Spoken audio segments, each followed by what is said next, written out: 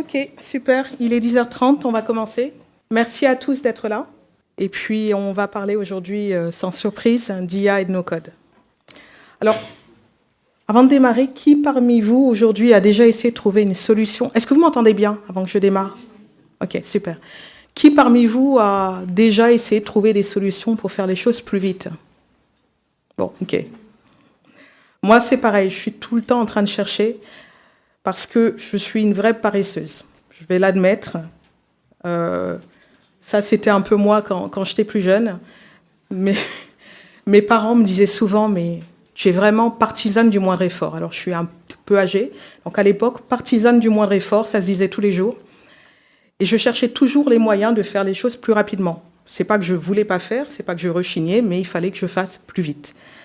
Et donc, j'ai jamais mal pris le fait d'être taxée de paresseuse, parce que je cherche toujours la façon la plus simple et je ne comprends juste pas qu'on puisse faire différemment.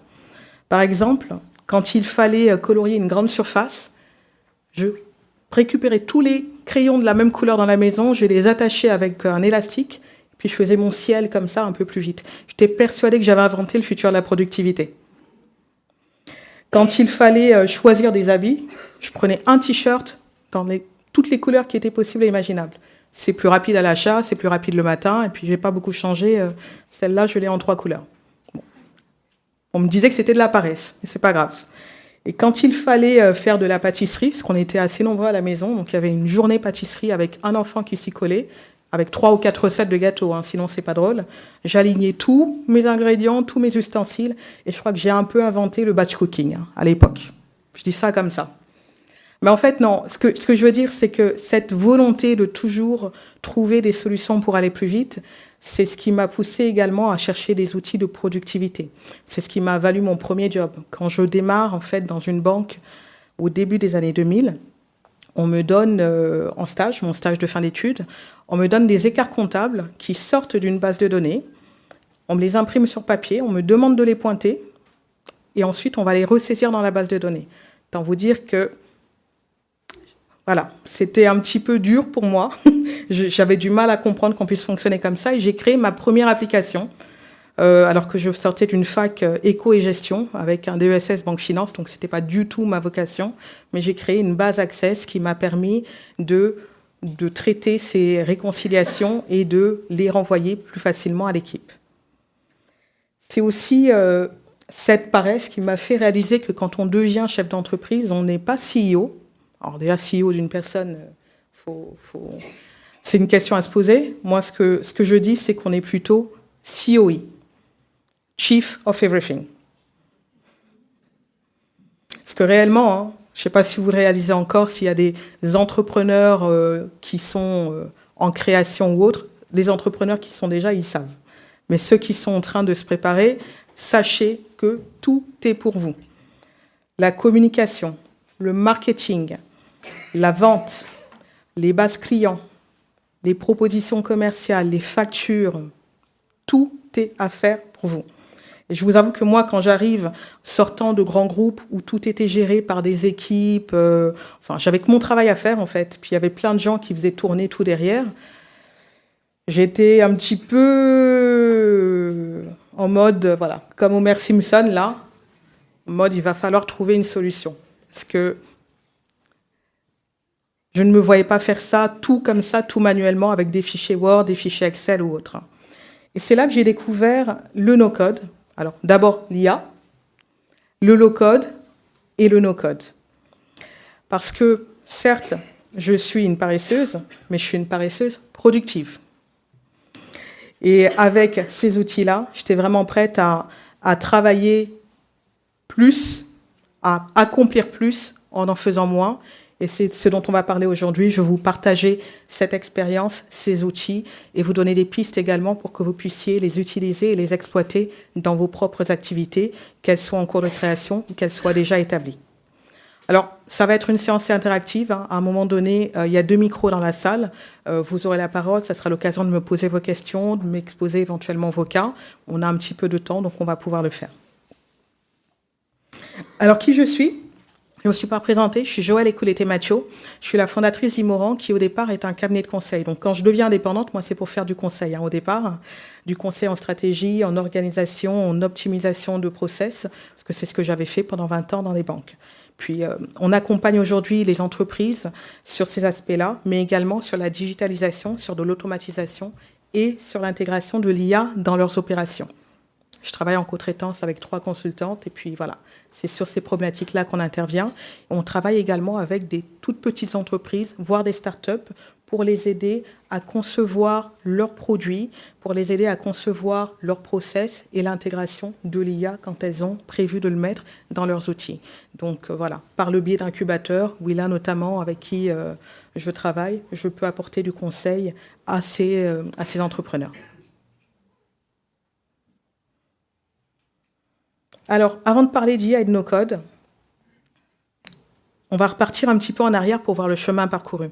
Parce que l'IA n'a pas commencé avec l'arrivée de ChatGPT en 2022. L'IA a commencé bien plus tôt.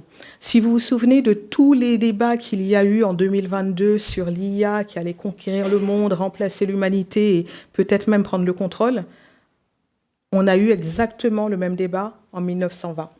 Donc on n'a pas inventé grand-chose. En 1920, il y a un écrivain tchécoslovaque qui s'appelle Karel Čapek. Alors, on l'aurait oublié certainement, sauf que c'est lui qui invente ce concept. Et c'est lui qui invente le mot robot. Parce que robot, en fait, c'est un mot tchèque qui veut dire... Alors, robota est un mot tchèque qui veut dire travail, corvée. Et Karel Čapek écrit une pièce de théâtre au cours de laquelle il explique que des hommes, ont inventé des robots pour les aider dans leurs tâches, sauf que ces robots vont développer une conscience, asservir l'humanité, prendre le contrôle. Et donc, on a déjà ce débat-là en 1920. Vous voyez, ça n'a pas beaucoup évolué, mais a priori, on est toujours là, on a toujours le contrôle. Donc, ça peut vous rassurer, 100 ans après, on tient encore la barre. L'IA a évolué par à-coup. On a eu plusieurs éléments, je ne vais pas tous les mettre, je vous les ai mis là pour les plus curieux, vous irez voir. Très rapidement, ELISA en 1966 était une première IA conversationnelle, une IA avec qui on pouvait bavarder, comme on le fait aujourd'hui pour certains, pour ceux qui connaissent, avec ChatGPT, sauf qu'elle était psychologue. Donc, alors elle n'avait pas de pensée, elle n'était pas capable de créer, mais elle était programmée pour répondre « Pourquoi dites-vous ça ? Comment vous sentez-vous ? Qu'est-ce qui vous fait dire cela ?» Puis finalement, ça marchait très bien dans ce concept d'IA psychologue et les gens se sentaient écoutés, ils adoraient. Ils étaient même devenus dépendants un petit peu d'ELISA pour ceux qui avaient participé à cette étude aux États-Unis. Alors, Deep Blue, pour ceux qui s'en souviennent, en 1997, c'est cet ordinateur d'IBM qui bat un champion d'échecs, Garry Kasparov. C'est la première fois. On en parle à tous les journaux télé. La partie d'échecs, elle passe pendant des heures en direct à la télé. Moi, je vous viens en Côte d'Ivoire à l'époque. Je peux vous dire que j'ai vu, et ça ne m'intéressait pas du tout, mais les parents étaient assis, et on était tous assis à regarder avec la partie d'échecs de Garry Kasparov parce que c'était un événement mondial, une machine qui bat un humain à un jeu comme les échecs. Puis on a eu Siri, tout le monde se souvient de l'arrivée de Siri dans nos téléphones pour ceux qui ont des smartphones, et bien sûr l'arrivée de ChatGPT. Alors ChatGPT, c'est vraiment une révolution. Pourquoi ? Parce que pour la première fois, on ne nous donnait pas une IA qui servait à quelque chose, on nous donnait une IA dont on pouvait faire ce qu'on voulait. Contrairement aux outils précédents, Siri était conçu pour nous répondre quand on parlait au téléphone.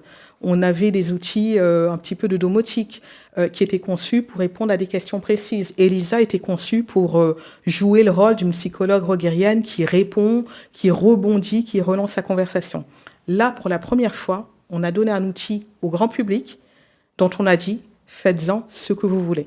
Vous pouvez l'utiliser sur tous les cas d'usage. Et ça, mes amis, c'est vraiment la révolution qui a permis aujourd'hui d'aller beaucoup, beaucoup plus loin et qui a permis à tout le monde de s'approprier cet outil. Alors, rassurez-vous, je ne vais pas vous faire tout l'historique du code, du langage de programmation. Il y en a eu beaucoup. Le premier date à peu près de 1948 en Allemagne. Alors, quand vous voyez la période, vous vous doutez qu'il avait été conçu au départ à des fins de guerre et puis il est un petit peu mort quand la guerre s'est terminée. On l'a quand même publié, mais il n'a jamais vraiment été utilisé. Puis il y a eu le COBOL, qu'on utilise encore aujourd'hui, même s'il date des années 60, le C et autres. Mais ce que je vais vous montrer, en fait, c'est pour les développeurs dans la salle, vous le savez, quand on commence à programmer, quand on est vraiment tout petit, poussant programmeur, une des premières choses qu'on vous apprend à faire, c'est à afficher sur votre écran « Hello World ». Et donc, je vais vous montrer comment on affichait « Hello World » dans ces différents langages. En plan de calcul, « Hello World », c'était ça. En C, en 1972, ça s'était un petit peu raccourci. En 1995, avec le Java, ça se rallonge un peu, mais c'est peut-être un peu plus compréhensible. On voit quelques mots d'anglais, on comprend un petit peu mieux. Et aujourd'hui, en no code, pour afficher Hello World, vous tapez Hello World. Et c'est ça la différence fondamentale. On est passé d'un système où l'humain devait apprendre le langage de la machine pour communiquer avec la machine, à un système où nous lui parlons et la machine va elle-même interpréter ce qu'on lui dit et le transformer en code. Et donc, ça veut dire qu'aujourd'hui, finalement, pour développer, on a une compétence à avoir de savoir lire et savoir écrire. Et ça, c'est quand même à la portée de beaucoup, beaucoup plus de monde que les langages de programmation que je vous ai montrés avant. Donc, c'est une vraie révolution parce que ça veut dire que tout le monde, tous ceux qui ont envie d'y consacrer un petit peu de temps, un peu d'énergie, parce que, bon, voilà, c'est comme tout, tout le monde peut, tout le monde ne voudra pas, tout le monde peut faire du saut en longueur, mais tout le monde n'a pas envie de passer le temps qu'il faut pour le faire. Pareil pour la programmation, tout le monde peut. Prêt, à charge pour vous, si vous avez envie d'y aller. Mais j'espère vous donner envie. Concrètement, ça veut dire quoi pour vous, entrepreneurs ? Je sais qu'il y a des entrepreneurs, je crois qu'il y a également des accompagnateurs d'entrepreneurs dans le groupe. Il y a des étudiants aussi, peut-être de futurs entrepreneurs ou de futurs ingénieurs.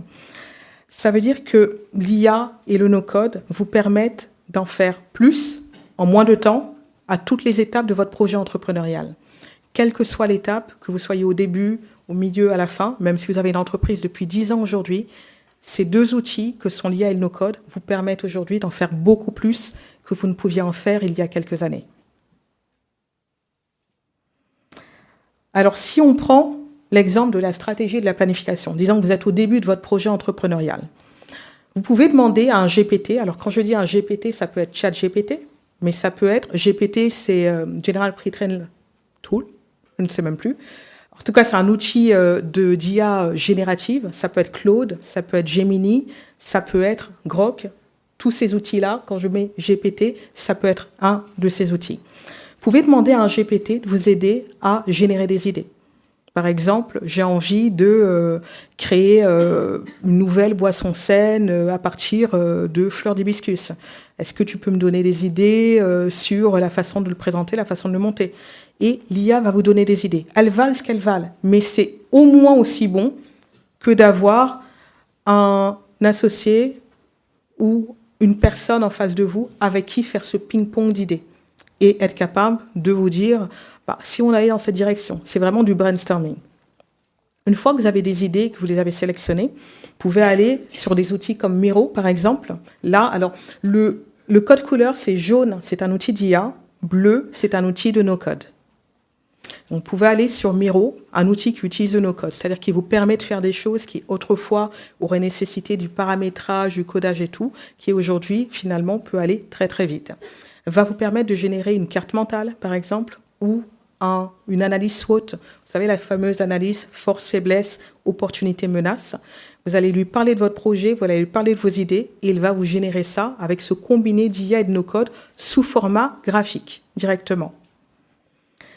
Une fois que vous avez vos idées, que vous avez commencé à établir un plan, vous allez planifier vos tâches.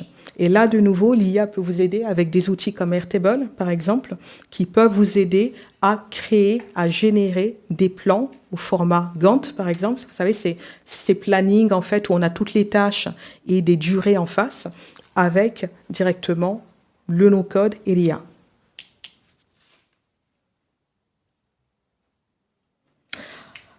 Une fois votre stratégie en place, il est temps de passer au développement du produit.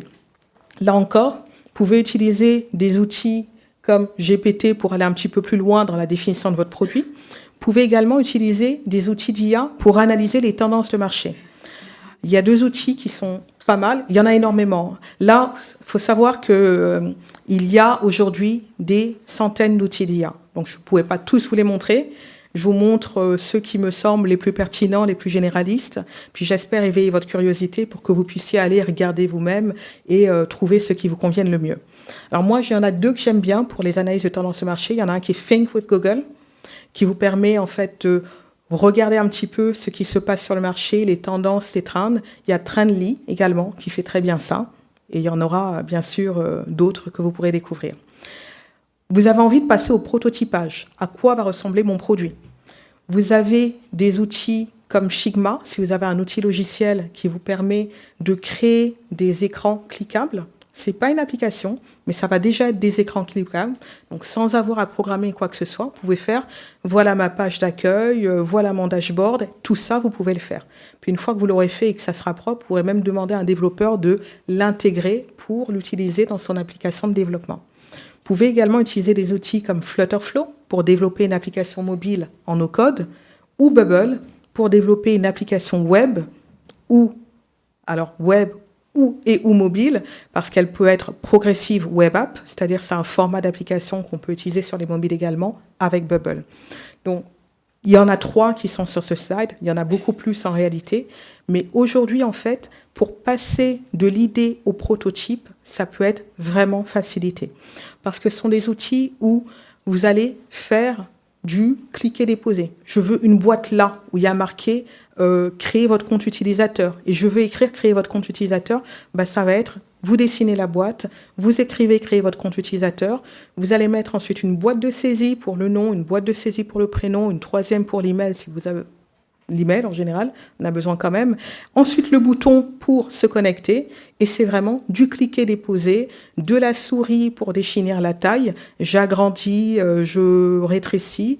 De la sélection de couleurs comme on le fait sur PowerPoint. On clique sur un petit bouton, on va chercher la couleur dans une palette de couleurs. C'est aujourd'hui aussi simple que ça de créer un premier prototype d'application. Alors, j'y prototype parce que si ce n'est pas votre métier, si vous n'avez pas passé beaucoup de temps, ça va être l'outil qui va vous permettre, par exemple, d'aller voir des investisseurs, d'aller voir des associés potentiels pour dire « voilà mon idée, je l'ai mise sur papier, je l'ai même mise en proto, voilà comment, dans ma tête, ça fonctionnerait. » Et à partir de là, essayez de convaincre les gens et de les embarquer avec vous, que ce soit pour du financement, pour de l'accompagnement ou autre. Ou même pour vous, pour visualiser et vous projeter un peu mieux. Moi, je dis souvent que je réfléchis avec les mains et j'ai tendance à avoir besoin de voir à quoi ressemble quelque chose pour pouvoir avancer. Donc, très vite, je vais dessiner. Alors, je suis très papier-crayon encore, contrairement à ce que mes discours sur l'IA et le no-code peuvent vous faire croire. J'ai des tonnes de carnets parce que je réfléchis d'abord en écrivant. Et ensuite, je crée également pas mal de protos pour visualiser, me projeter dans ce que ça pourrait être. Tout ça, ça vous permet de gagner en temps, en efficacité, en gardant le contrôle. Là où avant, il avait vraiment besoin d'avoir un développeur, d'avoir quelqu'un comme ça, vous pouvez le faire vous-même aujourd'hui. Imaginons que vous vouliez passer au design et au branding de votre application ou de votre produit, de votre entreprise. Alors là, je pense que c'est un cas d'usage que vous êtes plus nombreux à connaître. Vous pouvez concevoir des concepts de logos, voire des logos qui sont déjà définitifs, avec des outils comme DALL-E, qui est la création d'images par OpenAI, ChatGPT. Vous avez des outils comme Ideogram. Ideogram a cet avantage de mieux gérer le texte que les autres IA, donc n'hésitez pas à aller l'essayer. Midjourney, il y en a beaucoup d'autres. Il y a Leonardo, il y a Adobe Firefly, il y a beaucoup d'outils aujourd'hui qui vous permettent de concevoir des concepts de logo. Vous voulez créer votre identité visuelle. Vous n'êtes pas forcément très à l'aise avec la gestion des couleurs, c'est pas votre truc. Il y a une application qui s'appelle Colors, qui est géniale, qui vous permet de créer des palettes de couleurs qui, a priori, vont plutôt bien ensemble. Alors, elle vous laisse quand même la main pour les modifier, donc vous pouvez finir par avoir quelque chose qui fait un peu mal aux yeux, mais si vous faites confiance à l'IA et que vous lui dites je veux du jaune, du bleu au départ, il va vous générer quelque chose qui sera agréable à l'œil, agréable visuellement. Et puis derrière, si vous voulez créer des concepts de packaging, vous allez pouvoir utiliser DALL-E, Midjourney, ImoRub, qui est un outil qu'on a développé. Je vais vous donner quelques exemples pour vous montrer jusqu'où ça peut aller. Ça, ce sont des concepts de packaging. Tout à l'heure, je vous ai parlé de ma boisson, mon concept de boisson à base de feuilles d'hibiscus, fleurs d'hibiscus. Voilà des idées de packaging qu'on a générées avec DALL-E via ChatGPT ou DALL-E via ImoRub. ou également des idées de packaging pour une marque de cosmétiques éco-responsable. Vous en conviendrez, ça rend pas mal. Ça rend pas mal, c'est une bonne base de départ pour aller voir derrière un graphiste et lui demander de répliquer ce que vous avez envie de faire, ou vous-même, si vous êtes un petit peu créatif, d'aller le dérouler sur un Canva, sur un Adobe, sur un outil qui vous permet de faire de la création. Donc, on peut avoir ce niveau. Et ça, je l'ai fait quand je commençais mes webinaires sur l'IA, il y a quasiment un an, en décembre dernier, bon, peut-être pas un an, 10 mois. Et aujourd'hui, c'est encore meilleur ce qu'on peut avoir, parce que l'IA s'améliore à chaque fois. Alors, pour ce qui est de la communication et du marketing, ça c'est un cas que beaucoup connaissent également, hein, l'IA générative pour faire son matériel de communication. Vous pouvez utiliser des outils comme GPT, comme ImoroHub, qui est un outil qu'on a développé, pour communiquer sur les réseaux sociaux également. Vous avez des outils qui vous permettent de générer du contenu, de nouveau des GPT, des outils comme My AI Ninja, qui est l'outil qu'on lance cette semaine, qui permet en fait d'avoir des paramétrages qui vont dire de quoi vous parlez, quelle est votre activité, et de faire en sorte que tous vos contenus soient liés, personnalisés par rapport à ce que vous faites, à votre voix, à votre activité, à votre personnalité. Vous lui dites, bah, moi je tutoie, je fais beaucoup d'humour, j'utilise ces mots-là, il va les réutiliser. Vous avez Swello, qui est un outil qui permet de planifier ses contenus en ligne. Et vous avez également des outils pour générer des vidéos. Alors, je vous encourage à aller essayer. Il y a quasiment tous ces outils ont des essais gratuits. C'est bluffant. Des outils comme Pictory, comme Flea's.ai, comme Agen. Vous mettez un article de blog, vous mettez une description de produit et il va vous générer une vidéo, honnêtement, qui tient la route. Alors, il y a des petits ajustements à faire après, que vous pouvez faire. Alors, un vidéaste, Ahmad, qui est là, va me dire « Non, c'est pas beau ». Et je le comprendrai parce que, voilà, il a une attention au détail et à la finesse qui n'est pas la nôtre. Mais pour un petit reel de 30 secondes sur Instagram, ça passe.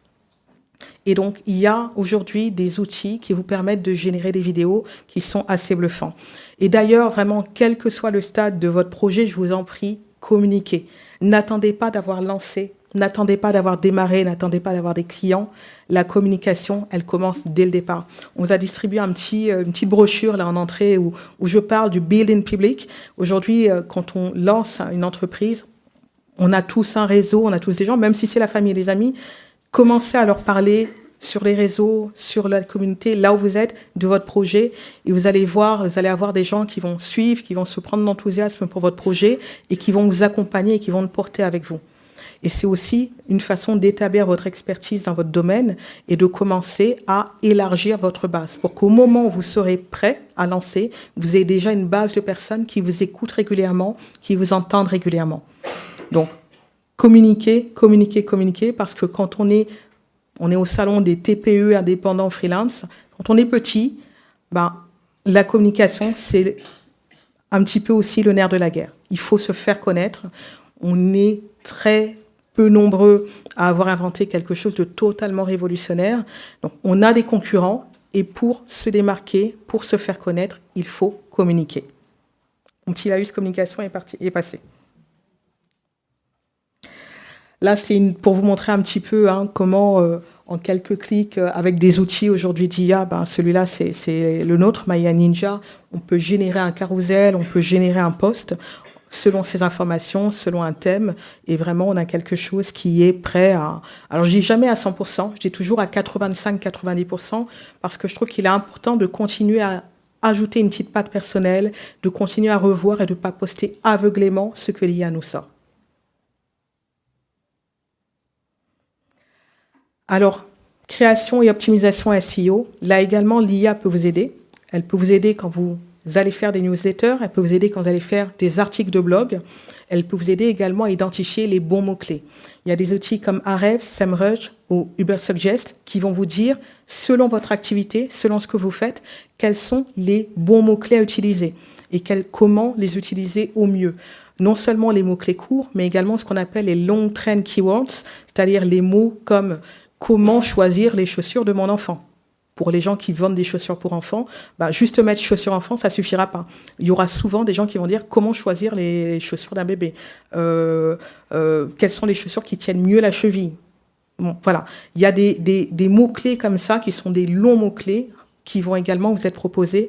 Et n'hésitez pas à les regarder parce que c'est très puissant pour vous aider dans une création de contenu qui va amener du trafic vers votre site web. L'IA peut également générer des contenus optimisés sur ces mots-clés, bien sûr, une fois que vous les avez définis. Développement commercial. Alors, on n'y pense pas forcément, mais l'IA peut vous aider là aussi. L'IA ne s'arrête pas à la communication, on a dit. Des outils comme ImoHub ou Lemlist vont vous aider à identifier les bonnes cibles et à automatiser les prises de contact. Avec ImoHub, par exemple, vous dites ce que vous faites, il va vous proposer des cibles, il va vous proposer des personas.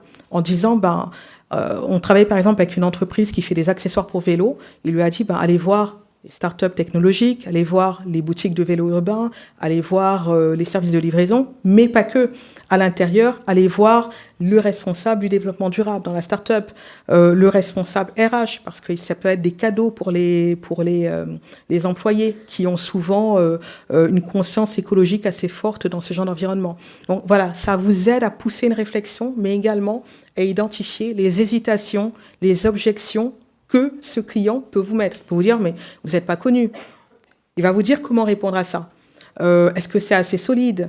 Est-ce que vous avez la capacité de production qu'il faut pour? Donc, il va vous préparer à tous ces éléments et vous aider à y répondre. Lemlist va vous aider également à faire du mailing automatique vers les clients que vous aurez identifiés. Vous allez avoir des outils qui vont vous aider à générer des propositions commerciales. Donc, à partir de votre client, à partir de votre projet, votre proposition commerciale peut être draftée à 80%. C'est un temps fou qui est gagné. Et donc, à charge pour vous de la compléter. Des IA qui vont permettre également de suivre vos performances en termes, par exemple, sur votre site web, de clics, d'engagement, en termes également de suivi des clients, de rendez-vous. Un client vous a envoyé un message, vous avez répondu, pas répondu, ou alors vous avez envoyé une proposition commerciale. Au bout de 10 jours, il n'y a pas de réponse. Au bout de 3 jours, déjà, il faut peut-être relancer. Bon, voilà, il y a des choses comme ça que l'IA va vous aider à faire. Pas parce que vous ne savez pas le faire, mais parce que vous gérez tellement de choses que avoir cet assistant qui vous rappelle régulièrement, pensez à ça, c'est le moment d'eux, ça peut vous faire gagner en efficacité assez sérieusement. Et enfin, si on termine sur les opérations et la gestion, et là vous voyez, il y a beaucoup plus d'outils no-code finalement que d'outils IA, vous allez pouvoir avoir des outils d'automatisation. Des outils comme Zapier, Make vont vous permettre d'automatiser des outils, des process. Par exemple, la récupération des données d'un formulaire. Je vais les récupérer, je vais ensuite les envoyer dans une autre base de données. Zapier est un outil, pour ceux qui ne le connaissent pas, qui va dire je connecte 2 outils. Par exemple, j'ai fait un formulaire en ligne sur un Google Forms, par exemple. Je récupère ces données et je les rentre dans ma base de données sur mon CRM qui est HubSpot. Zapier va faire cette connexion sans que vous ayez à les ressaisir. J'ai rencontré récemment un organisateur de webinaires pour entrepreneurs qui me disait, moi, je récupère tous les emails des personnes qui sont venues à mes webinaires et je les ressaisis dans mon CRM. Alors, je lui ai dit, OK, on peut faire différemment. Et donc, Zapier, il y a également Make, mais d'autres outils qui permettent de le faire très facilement, toujours avec des versions de départ gratuites. Bubble vous permet également, si vous avez des process un peu plus costauds, de développer une automatisation derrière. Moi, c'est ce que j'avais fait quand j'ai démarré pour certains process.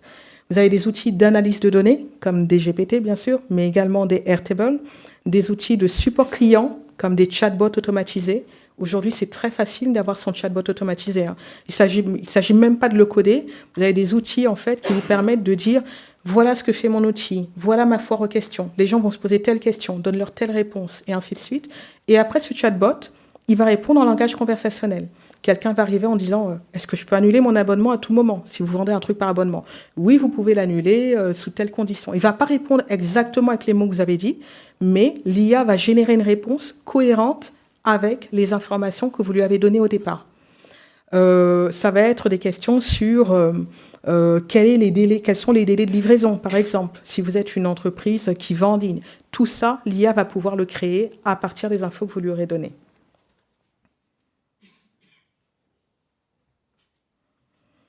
Alors, voilà, pour moi, c'est vraiment une nouvelle révolution technologique. Parce que ce qui est extraordinaire aujourd'hui avec le no-code, c'est qu'il a vraiment fait tomber les barrières entre ceux qui ont les idées et ceux qui les mettent en place.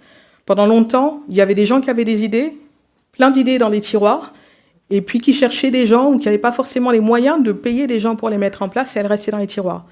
ou alors les créateurs étaient, pour beaucoup, issus eux-mêmes de la tech. Donc, ils avaient cette connaissance du code, du développement. Quand on a des Facebook, des choses comme ça, on a ces idées ces images de success stories, c'est des gens qui codaient. Mark Zuckerberg, Elon Musk, c'est des gens qui codaient au départ. Donc, aujourd'hui, on n'a plus cette barrière-là. L'IA et le no-code ont vraiment fait tomber cette barrière. Et aujourd'hui, on pourrait avoir dans cette salle le créateur du prochain LinkedIn, du prochain Facebook, du prochain Airbnb, en mieux. Vous avez aujourd'hui toutes les capacités de faire un outil, que ce soit un outil de divertissement, un outil de productivité, un outil pour les entreprises, un outil pour améliorer le monde. J'ai quelqu'un qui travaille par exemple sur un outil pour les enfants non-verbaux, pour les aider à parler, à s'exprimer avec des pictogrammes, parce qu'il y a quelques outils qui existent sur le marché mais qui sont très chers, alors que finalement c'est pas très compliqué à développer. Ça peut être un super beau projet qu'on peut développer assez facilement. Donc aujourd'hui, vraiment, les frontières sont totalement ouvertes.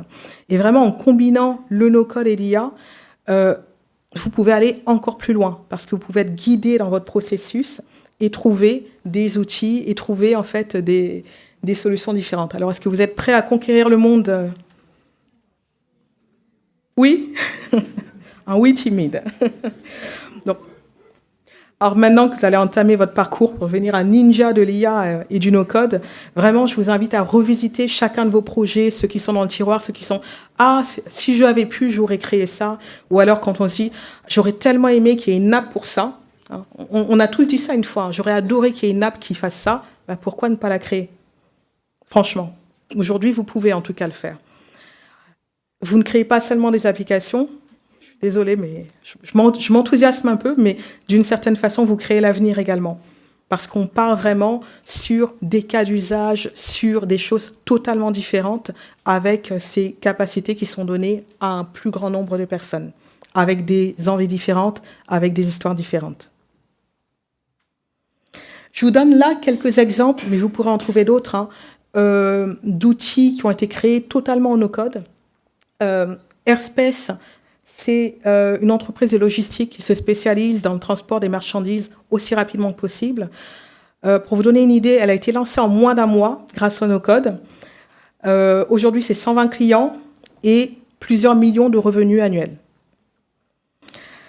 Flexible, que vous avez un petit peu en dessous, c'est une application qui permet de connecter des talents tech avec des recruteurs. Aujourd'hui, c'est plus de 3 millions de dollars de revenus annuels et plus de 100 000 profils sur la plateforme. Et pareil, ça a été développé avec un codeur en Bubble, en no-code. Vous avez des outils comme la UCL Medical School, c'est l'université de médecine de Londres, c'est la 6e au monde, la première en Europe. Leur plateforme d'apprentissage a été développée également sur Bubble. Puis en France, plus près de nous, vous avez le Quai, qui est un incubateur qui a également développé son application sur Bubble. Pour vous dire que voilà, on peut faire énormément d'utilisateurs sur ces outils de no-code, on peut faire énormément d'argent sur ces outils de no-code. C'est pas uniquement l'application pour organiser les vacances avec Tati Mamie, on peut faire vraiment quelque chose d'un peu plus costaud si on en a envie. Alors, la boîte à outils, j'ai mis cette image parce que je vous ai donné beaucoup d'outils et ça peut sembler un petit peu impressionnant de se dire « mais il y en a trop, qu'est-ce que je vais faire ?» Alors c'est comme la boîte à outils quand vous allez chez Casto, elle pèse 20 kilos, il y a 200 outils, 30 fois des tournevis qui se ressemblent, tout, voilà. Il y a énormément d'outils, vous ne les utiliserez pas tous en même temps, vous ne les utiliserez pas tous de la même façon. Donc, regardez, faites-vous votre idée et choisissez ce qui vous conviennent le mieux. Puis aussi, n'hésitez pas à nous contacter si vous avez des questions. Je serai toujours ravie de vous répondre. Je vous donnerai mon contact un peu plus loin. Ce slide-là, je vais le passer très vite pour qu'on ait le temps de discuter. N'hésitez pas à en faire une photo. C'est de nouveau quelques outils pour différents cas d'usage.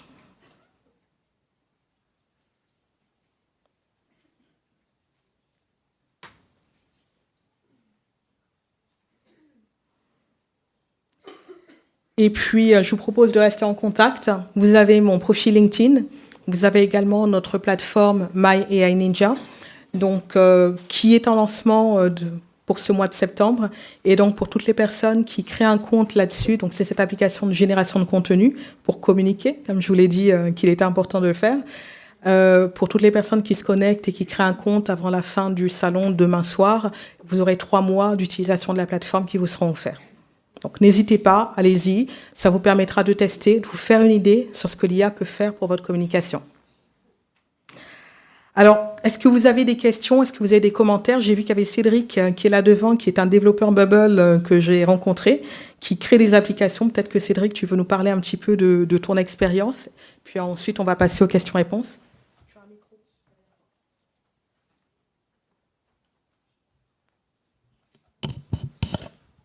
Allô? Ça marche. Ça marche. Merci Joël pour cette invitation, super présentation. Merci à tous pour l'attention, pour votre présence. Alors effectivement, moi je m'appelle Cédric, j'ai une société qui s'appelle WebWiz. On collabore avec des sociétés comme MyEye Ninja et d'autres sociétés. J'aide les entrepreneurs qui ne viennent pas d'un background technique, qui ne sont pas développeurs à la base, qui ont une idée de création à donner vie à leurs idées. Je forme aussi les entrepreneurs à la création d'applications web complexes. Donc je suis expert sur Bubble depuis 1 an maintenant. Et en l'espace d'1 an, j'ai créé 8 applications. Donc j'ai créé une application de SaaS qui est une application qui s'appelle Moneteos qui fait de la gestion de finances et de budget à destination des particuliers. J'ai créé des applications internes pour des clients, des applications de productivité, de gestion de budget, de tâches, voilà, des choses un peu plus corporate. Et vraiment, ce que disait Joël un peu plus tôt sur le fait que les barrières tombent avec le no-code, c'est vrai, c'est vraiment vrai, j'ai envie de dire. Ce qui prenait auparavant 6 mois, 9 mois et qui coûtait 30, 40, 50 000 euros, aujourd'hui on peut tout à fait le faire en 2-3 semaines avec la même qualité de professionnalisme et pour peut-être 500, 1000, 2000 euros. Donc c'est vraiment, la donne est vraiment en train de changer avec le no-code. Et en plus, l'IA contribue à ce que ça aille encore plus vite. Donc je suis témoin que ça fonctionne vraiment. Voilà. Merci Cédric. Merci. Est-ce que quelqu'un a une question éventuellement? Un commentaire, un projet? Ou un cas d'application dont il a envie de parler? Allez-y. Alors,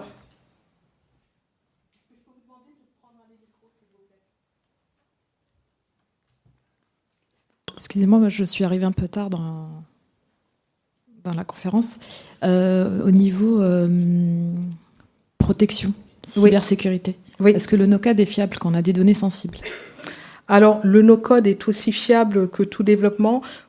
Il faut savoir qu'en no-code, vous pouvez avoir votre base de données qui est hébergée chez le fournisseur de l'application, comme Bubble par exemple, ou vous pouvez avoir votre base de données qui est hébergée ailleurs. Vous pouvez dire, moi j'ai envie que mes données soient en France sur un serveur local, et donc externaliser votre base de données, si c'est ça votre problématique.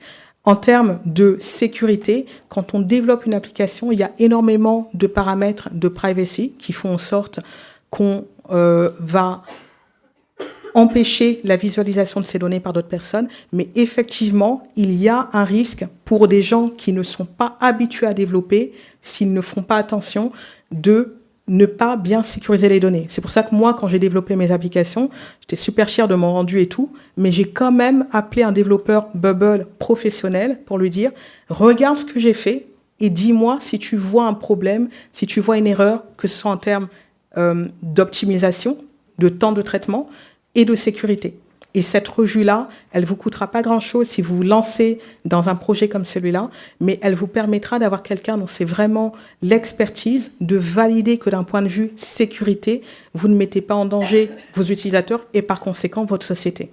C'est ce que je vous encourage à faire si vous lancez dans cette voie, en tout cas, et si vous avez des données un peu sensibles.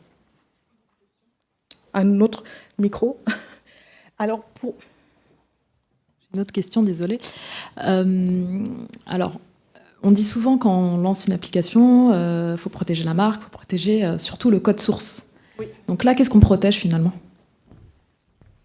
Là, ce que vous allez protéger, ça va être finalement l'application, ce que vous déposez à l'INPI, ça va être vos écrans, ça va être vos fonctionnalités.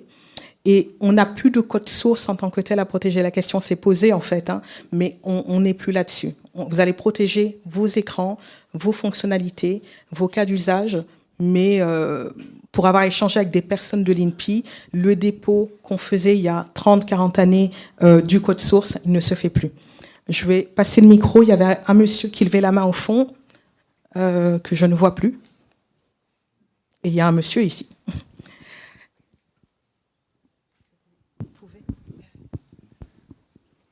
Merci et bonjour à tout le monde. Ma question, c'est à peu près comme elle a posé.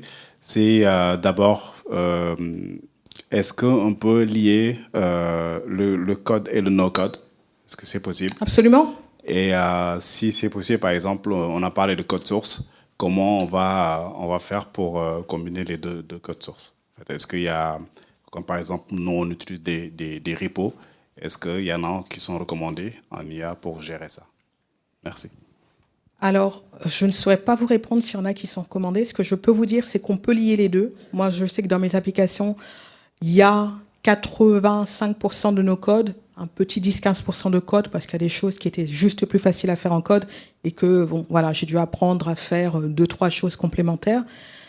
Donc, on peut, dans une application de nos codes, on a toujours cette porte ouverte sur l'intégration du code. Après, je ne suis pas développeuse de formation. Vraiment, je vous disais, banque finance. Donc, le repos, je ne connais pas. Est-ce que quelqu'un d'autre aurait la réponse? Jules, peut-être? Je me ferai une joie de chercher cette réponse si vous me laissez votre contact et de vous l'envoyer dans la semaine. Je vous le fais par LinkedIn. Très bien. Est-ce qu'il y a d'autres questions?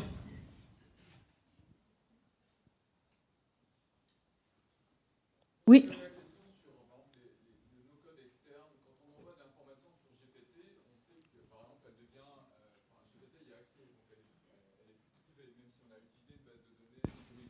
Est-ce que c'est pareil sur un Zapier ou un Make?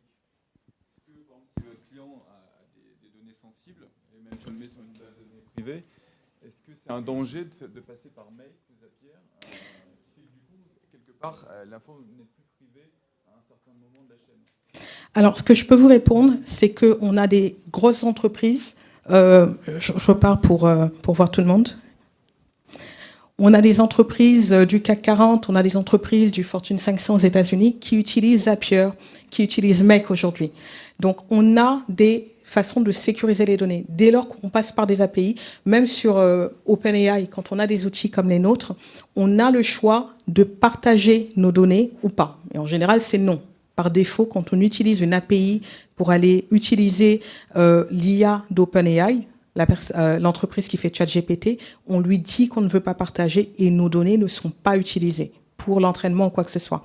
Pour Zapier, on a également cette fonctionnalité. Alors Zapier, il n'y a pas d'entraînement de données de toute façon, hein.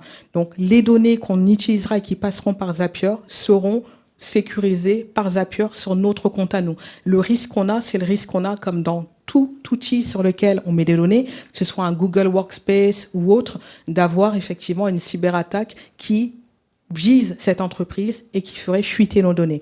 Mais nos données ne sont pas visibles par tout le monde parce qu'elles sont sur Zapier.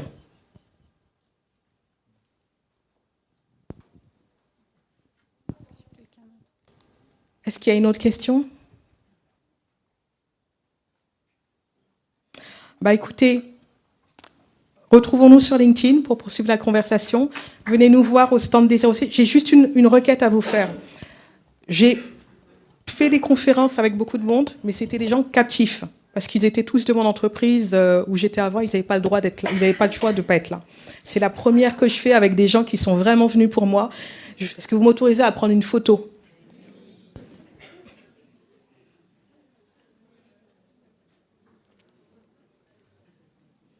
Super, merci à tous. Et on se retrouve sur le stand de D06. Venez découvrir MyAI Ninja et venez découvrir nos autres solutions. Et n'hésitez pas à poursuivre la conversation avec moi sur LinkedIn. Je serai ravie. Comme vous avez constaté, j'adore en parler et je serai ravie d'en parler avec vous si vous avez des questions. Merci.